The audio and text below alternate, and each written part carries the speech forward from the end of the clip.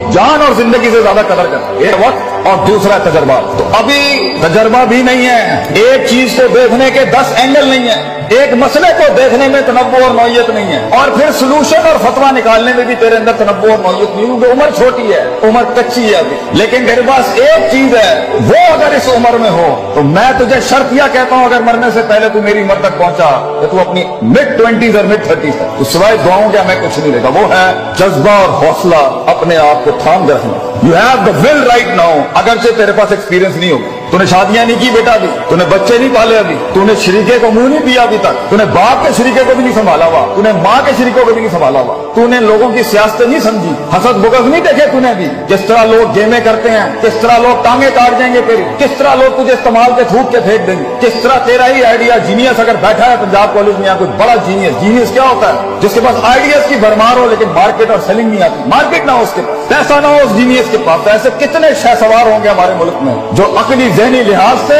इमाम होंगे अभी इस टाइम पर, मगर उनके पास मार्केट नहीं, पैसा नहीं है, फंड नहीं है, दुकान नहीं है, कंपनी नहीं है, ऑर्गेनाइजेशन। तो वहां तक होल्ड करने के लिए जब तक तू एक बन जाएगा वो चीज के पैसा भी खुद आएगा, लोग भी आएंगे तेरे साथ जुड़ने के लिए। तेरे पास सिर्फ अपने पास एक चीज है कि थाम के रखना है, वो विल, वो हौसला और वो मुस्बत ख्याली की एक